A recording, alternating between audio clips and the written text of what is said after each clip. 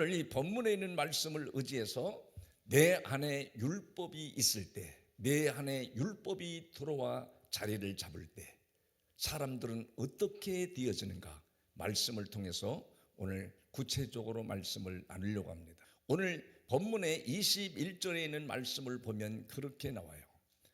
내가 말하라 율법 아래 있고자 하는 자들아. 어디 아래 있는 자? 율법 아래 있고자 하는 자들아, 율법을 듣지 못하였느냐. 하나님이 사도 바울을 통해서 갈라디아 교회 교인들에게 지금 대묻습니다. 너희들이 율법 아래 있는 자들아, 율법 아래 사는 자들아, 너희가 율법을 듣지 못하였느냐, 율법을 이해하지 못하였느냐, 하나님이 율법을 주신 이유를 너희들이 모르고 있느냐, 이걸 대묻는 거예요. 그러면서 하갈과 이 사라의 두 여인에 대해서 말씀을 쭉 나와요. 다음 절에도 한번 보고 설명을 드릴게요. 기록된 바 아브라함에게 누가 있대요? 두 아들이 있으니, 두 아들이, 첫째 아들이 누구죠? 이스마엘. 둘째 아들이 이삭. 그렇게 첫째 나오는 아들을 전부 다 율법을 상징하는 말들이에요. 그리고 여기 두 여인도 하나는 여종에게서, 하나는 자유 있는 자에게서 낳다 하였으므로 다음 절에도 보면 그렇게 나와요. 여종에게서는 누구를 따라서? 육체를 따라 낳다. 하나님이 원하지 않는 방법으로 이 자식을 낳게 되었다는 거예요. 자유 있는 자에게는 약속으로 말미암느니라. 그러면서 여러분 창세기 16장에 가서 보면 그걸 구체적으로 말씀을 해놓았어요. 창세기 16장의 1절에 가서 보면 뭐라고 나와 있는가? 아브라함이 아내 사레를 출산하지 못하였고 그에게 한 여종이 있으니 애굽 사람이요 이름은 하갈이라. 그러니까 구약에서는 사레지만 신약에서는 사라로 이름이 바뀌었잖아요.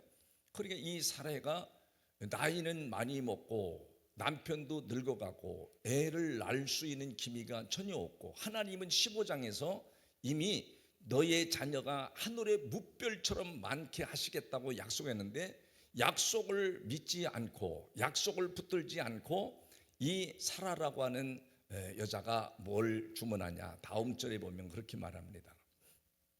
사라가 아브라함에게 이르되 여호와께서 내 출산을 허락하지 아니하셨으니 원하건대 내 여종에게 들어가라. 여종에게 들어가서 잠자라 이거예요.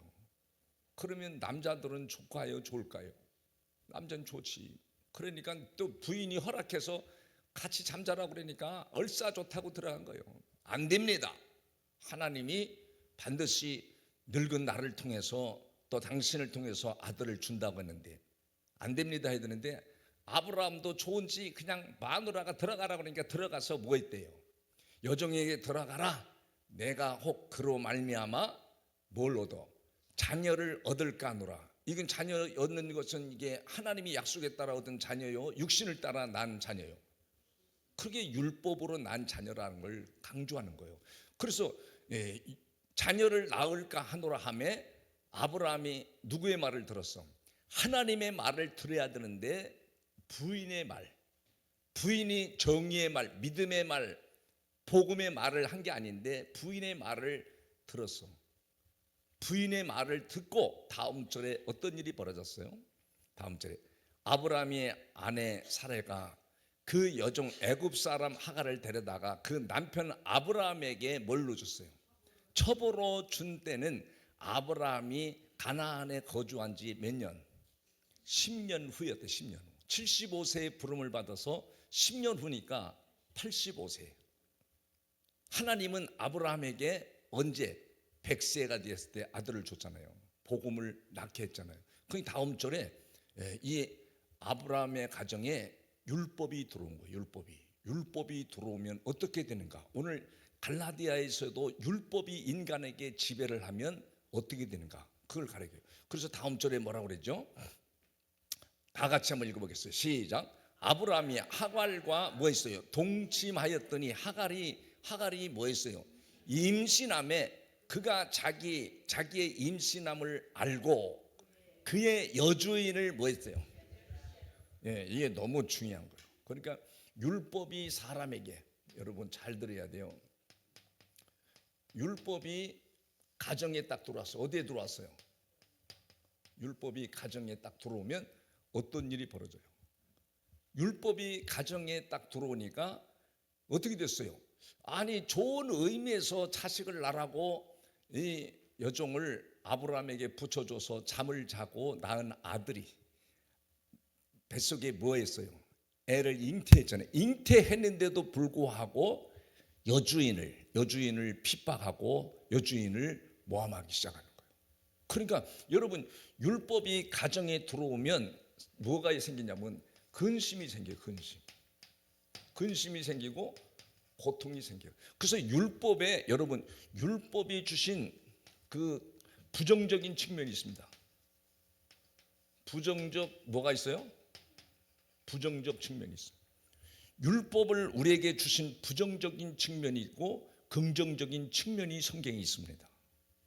부정적인 측면이, 여러분, 율법이 지배를 하기 시작하면 사람들이 뭔 생기죠? 이 율법을 가지고 있는 사람들에게는 반드시 자기도 모르게 탐심이 생겨. 탐심과 욕심이 생겨. 그래서 내 분수도 알지 못하고 지나친 탐심을 부리는 거예요. 욕심을 부리는 거예요. 권력에 대한 욕심. 여러분, 제 10계명에서도 내 이웃의 아내나 또 전토나 또 노비나 뭐든지 탐하지 말라고 그랬잖아요. 10번째 계명이. 그러니까 권력을 탐하는 거예요. 내 이익을 탐하는 거예요. 내 중심으로 생각하는 게 다 그 사람들의 마음속에는 율법의 부정적인 측면이 자리 잡기 시작하면 다른 사람을 이 탐심과 욕심 때문에 타인을 어떻게 하죠? 타인을 괴롭힙니다. 지금 여러분 정치권에서 일어나는 일들 다 보면 욕심, 사심이 안에 가득하기 때문에 그러니까 이 욕심 때문에, 자기 어떤 이익 때문에, 자기 어떤 탐심 때문에 사람들을 괴롭히는 일들이 벌어져요. 교회 안에도 이 율법을 가진 자가 딱 들어와 있으면요, 계속 교회 질서를 파괴합니다. 공동체를 힘들게 합니다. 여러분, 율법을 가진 자가 가정에 딱 들어와 있으면 가정이 괴로운 거예요. 여러분, 오늘 그 창세기 보겠어요. 16장에 5절을 가서 보게요. 5절 보면 사라가 아브라함에게 이르되 내가 받은 뭐예요? 모욕을 당신이 받아야 옳도다. 내가 나의 여종을 당신의 품에 두었거늘 그가 자기의 임신함을 알고 어떻게 했어요? 율법을 잉태하고 나서 당당한 거예요. 넌 애도 못 낳지. 그래서 내가 아브라함의 부인이야. 내가 내 아브라함의 자식을 가졌어. 그러면서 임신함을 알고 누구를? 여주인을, 자기 주인을 종년이 주인을 어떻게 했어요? 멸시하니 당신과 나 사이에 여호와께서 판단하시기를 원하노라. 그랬더니 뭐라 그랬어요? 다음 절에 아브라함이 마누라가 너무 괴롭고 힘들고 고통을 받으니까 당신이 알아서 해라. 당신이.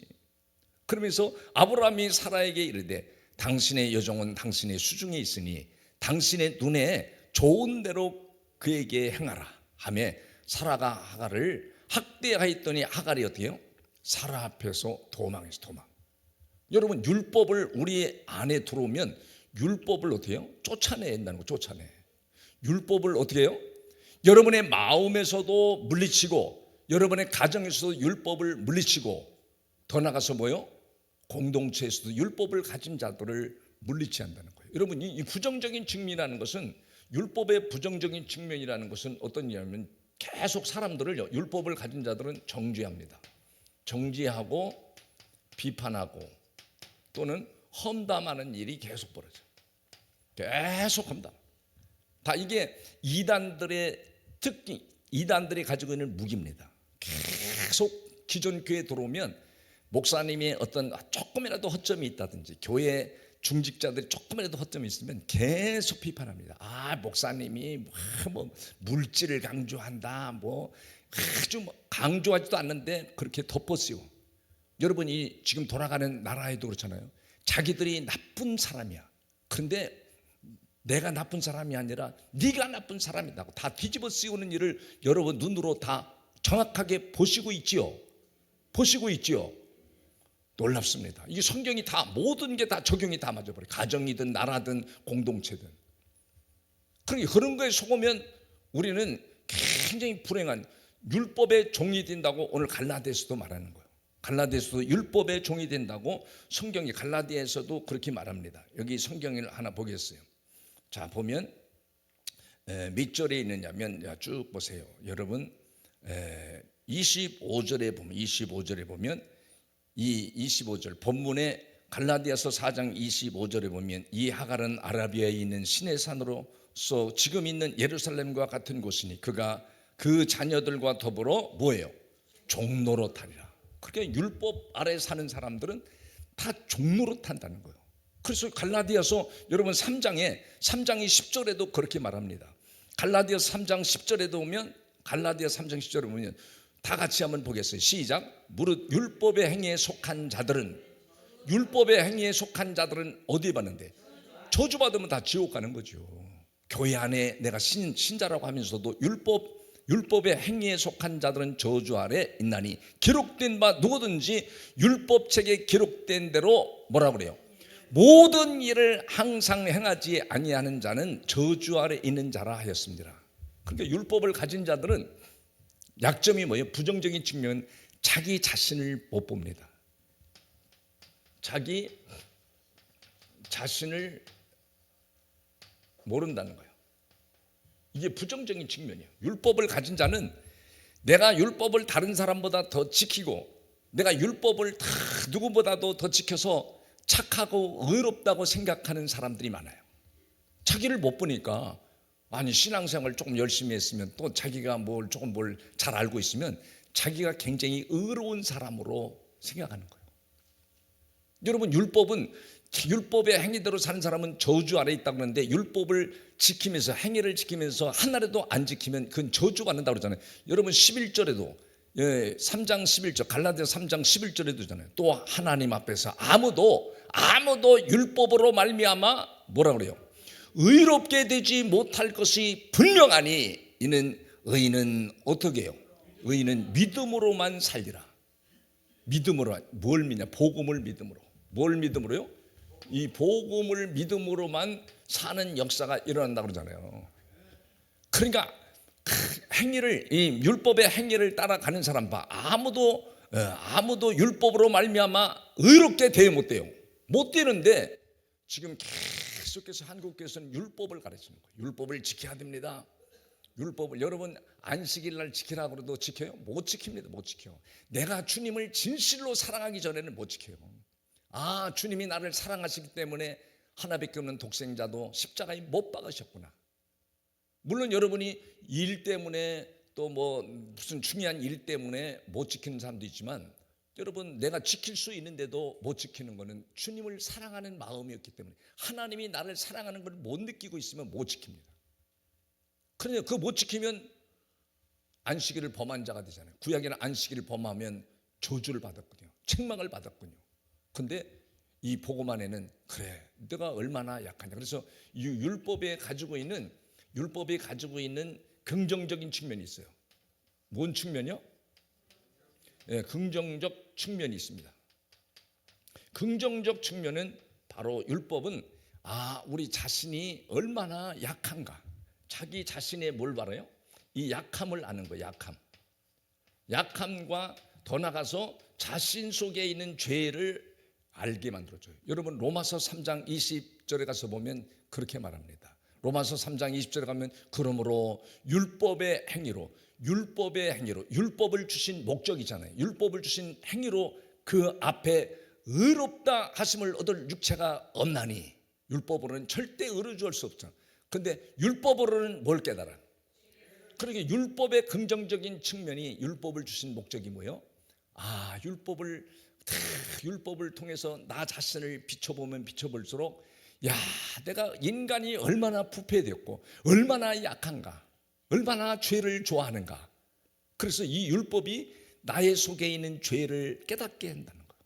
그럼 이 깨닫게 하는 것이 율법의 긍정적인 측면입니다.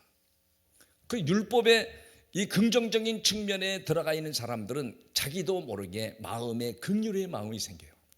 아, 내가 이렇게 모질고 이렇게 내가 악독하고 정죄하고 비판하고 내 중심으로 사는 이 삶을, 야, 이 삶 때문에 내 가족들이 힘들어하는구나, 이걸 깨닫게 되는 거예요. 그래서 어떻게 해요? 여러분, 율법을 주신 긍정적인 측면 두 번째는 갈라디아서 3장 24절에 정확하게 또 기록해놨잖아요. 거기 보면 뭐라고 했는가? 이같이 율법이 우리를 그리스도께로, 율법을 우리에게 율법이 나를 비춰주면 비춰줄수록 나의 뭐를 알아요? 약함을 알고 또 죄를 알고 부족함을 깨닫기 때문에 이 어찌하면 좋을까? 그래서 이 율법이 우리를 그리스도께로 인도하는 뭐래요? 선생님이래. 초등 선생님이 되어 우리로 하여금 믿음으로 말미암아 어떻게 해요? 의롭다 함을 얻게 하려 합니다. 그리고 율법의 이 긍정적인 측면은 인간이 얼마나 부패했는가. 막 겉으로 보기에는 뭐 화장을 하고 머리에 훅가시를 넣고 그림을 잘 그려가지고 연예인처럼 보이지만 실제는 우리의 마음속에 이 부정적인 측면, 율법의 이 부정적인 측면으로 딱 들어가 있는 사람들이 너무 많다는 거죠. 그러면 막 비판합니다. 막 그냥 험담합니다. 내 가족인데도 막 책망합니다. 그러면 다 사는 게 아니라 다 죽는 거예요. 또 율법을 지키는 사람들은 다 교회 안에서나 나라 안에서나 어디든지 자기 뭘 세워요? 의를 세우고 공로를 세워요. 내가 교회에서 얼마나 열심히 했는데, 내가 일평생 내가 교회에다가 헌신하고 헌금하고 충성했는데, 개뿔 충성도 별로 안 했으면서도 자꾸 자기 공로를 내세워요. 내가 이랬는데 목사님이 안 알아줘, 교회에서 안 알아줘. 그래가지고 뭐래요? 타인을 괴롭혀, 타인에게 막 고통을 줘. 그래서 율법을 가진 자가 교회 안에 있으면 교회의 질서를, 공동체를 다 파괴해버립니다. 자기도 괴로워요. 그러니까 우리는 반드시 오늘 본문에서 그렇게 말합니다. 여러분 9절, 창세기 16장 9절에 가서 보면 그렇게 말해요. 이 8절부터 볼까요? 창세기 16장 8절에 보면 이르되 사라가, 하갈이 내쫓임 받았잖아요. 사라를 통해서 내쫓임 받았어. 그냥 좋은 가정에서 살다가 이제 남편도 못 보고 그 좋은 집에서, 화려한 집에 살다가 내쫓임을 당하니까 괴로워하는 거예요. 하갈이 내가 어디서 왔으며, 하나님이 그 앞에 보면 여호와의 사자가 나타나서 내가 어디서 왔으며 어디로 가느냐? 그가 이르되 나는 내 여주인 사례를 피하여 도망하나이다. 여주인을 피해서 내가 도망왔나이다. 광야에서 막 사경을 헤매고 다니는 거예요. 그러니까 9절에 하나님의 사자가 뭐라고 하느냐? 여호와의 사자가 그에게 이르되 내 여주인에게 어떻게 해요? 여주인에게 들어가서 그 수하에 뭐하라? 복종하라. 복음 앞에 복종하라 이거예요. 이 사라가 지금 복음을 상징하는 사람이거든요. 그리고 복음 앞에 이 율법은 거기에 복종해야, 복종하면 네가 종이라 할지라도, 네가 율법을 가졌다 할지라도 복음 앞에 복종하면 너 자신과 내 가족, 자녀들이 사는 길이 열려진다고 9절, 10절, 11절에 쭉 말해요. 그러면서 오늘 본문에도 갈라디아서 4장 29절에도 그렇게 말합니다.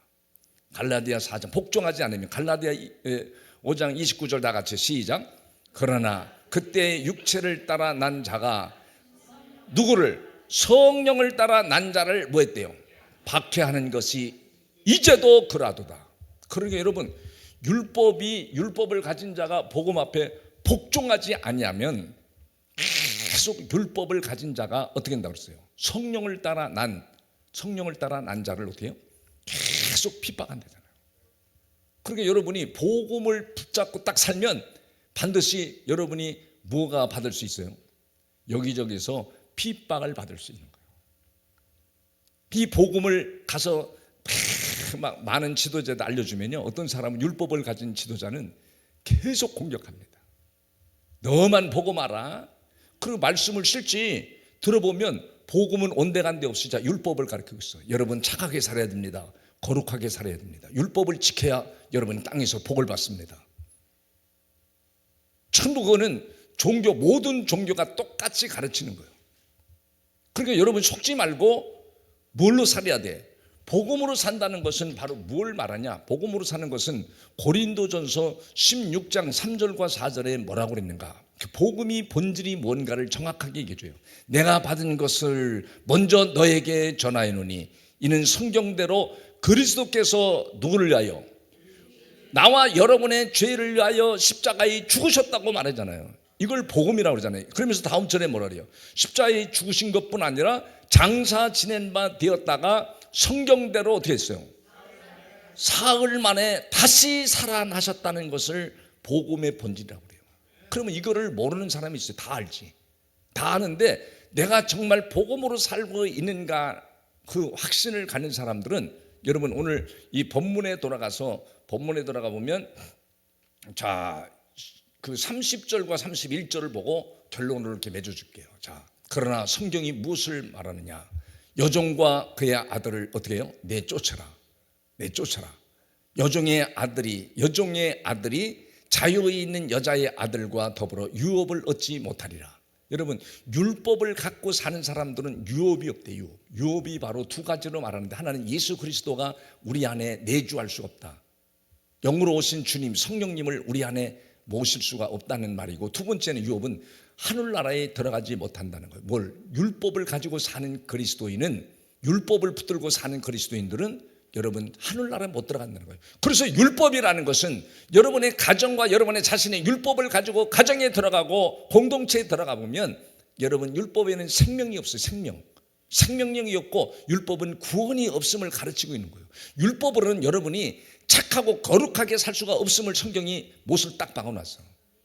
그런데도 내가 당신보다 더 착하고 내가 당신보다 더 수고했다, 막 집에서도 그러지요, 공동체에서 그러지요, 자기 의의를 드러내가지고 상대방을 약호를 죽이고 길을 꺾어버리고 힘을 쫙 빼버리는 사람들이 있어요. 그런 사람들 봤어요. 아유, 못 사는 거지, 못 살아. 아유, 그래가지고 도저히 살 수가 없어. 그래가지고 가정을 파탄내버리잖아요. 가정의 질서를, 공공의 질서를 다 파괴해버리잖아요. 여러분 신앙생활 하는 사람들도 그런 사람 많아요. 가짜 교인이지. 열심히 뭐 주의 일하고 열심히 봉사하다가 마음에 이런 복음을 알려주는데, 복음이 들어오면요 여러분이 금방 어디 가서도 말씀 들어보면 금방 알아. 저 목사님은 복음이 없구나, 복음을 모르고 있구나. 여러분 복음 없으면요 목사도 지옥 가고 거기에 있는 교인들 다 지옥 가는 겁니다. 정확하게 여러분 아시길 바랍니다. 그래서 이 복음은 바로 성경대로 우리의 죄 때문에 십자가에 죽으시고 다시 3일 만에 부활하신 주님을 여러분 영으로 말씀으로 받아들여서 날마다 뭐하냐면 여러분 삶의 현장에서 주님과 만나는 삶을 복음의 본질로 가는 삶이라고 그래요. 여러분이 여러분의 삶의 현장에서 크고 작은 일을 만날 때마다 주님 내가 이런 어려운 일을 만났습니다. 그럴 때 주님은 율법을 통해서 내 연약함을 알게 하죠. 너가 열심히 살았다. 그런데 너는 율법을 붙들고 있기 때문에 의로워질 수가 없다. 나를 믿음으로만 너희가 의로워질 수 있다. 그래서 여러분 블랙가비가 써는 책을 보면 전 세계에 400만 부가 팔렸는데 그 사람이 써는 책을 보면 하나님을 삶의 현장에서, 생활의 현장에서 날마다 경험하는 삶을 사는 신자가 진정한 그리스도인이라고 가르칩니다. 여러분이 삶의 현장에서 주님과 날마다 영으로 만나고 말씀으로 만나고 경험으로 만나고 체험으로 만나고 말씀을 들음으로써 만나서 날마다 만나서 교통하고 교제해야 여러분이 진정으로 여러분의 자신도 행복하고, 진정한 자유는 복음을 통해서 온다고 성경은 말하는 거예요. 그래서 마지막에 31절에 오늘 그렇게 말합니다. 그런즉 형제들아 우리는 여종의 자녀가 아니요 율법의 자녀가 아니요. 그러면 유업을 못 받잖아요. 자유 있는 여자의 자녀니라. 자유 있는 여자의 자녀라 그러면서 여러분 거기에도 그게 나옵니다. 26절에 보면 그게 나오죠. 26절에 보면 오직 위에 있는 예루살렘은 자유자니 곧 우리 누구라 그래요. 그러니까 이 사라가 결국은 여러분 하갈에게 남편에게 넣어줘서 애를 잉태하고 이스마엘을 딱 태어나니까 이스마엘이 태어나서 얼마나 자기가 고통을 받는지, 율법이 들어오면 자기 자신도 가정도 불행하고 고통을 받는다는 걸 지금 보여준 거예요. 그래서 이 여자를 내쫓았다가 하나님의 음성을 듣고 여자가 와서 복종하잖아요. 복종 안 하면 내쫓으라 이거예요. 너를 계속해서 핍박한다, 너를 계속해서 괴롭힌다. 그래서 아브라함이 이때가 이스마엘을 낳을 때가 86세였거든요 86세였는데 14년을 기다려서 누굴 낳냐면 이삭을 낳아. 사라가 90세, 남편은 100세. 그러니까 100세에 애를 낳을 수 있어요? 아니 90살에 애를 낳을 수 있어요? 못 낳아요. 그래서 성경에 있는데 또 얘기를 해주면 길어질 것 같아서 애를 못 낳는 거예요. 그래서 하나님의 성령의 능력으로, 하나님의 약속으로 90세 먹은 할머니가, 89세 먹은 할머니가 잉태를 했는데 별로 뭐 잉태했어도 지금처럼 막 고통스럽게 없는 거예요. 산고가 없어, 어려움이 없어. 그래갖고 애를 낳았는데 낳아가지고는 계속 이삭을 누가 괴롭히죠? 율법이 괴롭히잖아요. 이스마엘이 너 때문에 내가 사랑을 못 받는다 그래가지고 괴롭혀. 결국은 헤어지게 된다고 헤어져. 가정에서 쫓겨나게 돼요. 여러분이 그러니까 율법을 가지고 살면 행복이 없고 계속 다툼과 괴로움과 고통과 근심과 갈등을 만들어내서 결국은 공동체를 파괴하고 가정을 어렵게 만들고 행복은 온데간데 없다는 것을 여러분 기억하시고 어디로 들어가야 돼요? 내 안에 율법이 들어왔을 때 긍정적인 측면으로, 여기 긍정적인 근무로 하나님, 내가 얼마나 약한 사람인지 아시지요? 근데 안 약하다 이거예요. 기도 안 하고 사는 사람들도 나는 아무런 걱정이 없다고, 나는 약하지 않다고 그렇게 자만하고 교만하게 사는 사람들이 얼마나 많아요. 우리가 눈을 감으면 기도할 게 얼마나 많습니까? 가정사를 위해서, 나라를 위해서, 또 교인들을 위해서 기도할 내용이 너무 많은데도 망각하는 거예요. 나는 괜찮다, 나는 지금 아무렇지 않다, 나는 지금 건강하다. 아니에요. 여러분 지금 70대 60대 건강을 못 지키면 70대 무너집니다. 그러니까 지금 주님의 마음으로, 여러분 복음으로 산다는 주님의 마음으로 날마다 사는 거예요. 주님의 마음으로. 내 마음으로 살면 내 의가 나타나잖아요. 내가 열심히 몸 관리를 해서 건강하다, 그래서 내가 교만해지는 거예요. 근데 주님이 주시는 마음으로, 복음으로 주시는 마음으로 살면 내가 한 것이 아니라 주님이 내게 마음을 줘서 건강을 지키고 가정을 지키고 행복을 지키고 자유케 하는 이 은혜가 있는 것이 하나님의 영광이었습니다. 하나님의 은혜였습니다. 그러니까 하나님의 영광을 나를 통해서 영광을 받으시잖아요. 여러분이 복음으로 들어가서 사는 삶은 내가 교회에서 헌신하고 내가 가정에서 희생하고 헌신해도 내가 잘났다고 그러는 것이 아니라 하나님이 나에게 주신 사명이었기 때문에 내가 헌신하고 뜻이 가정을 뒷받침했다. 그러면 하나님이 영광을 받으시고 그 가정에 계속해서 행복과 하나님의 하늘의 은혜를 베풀어 주신 줄 믿으시기를 바랍니다.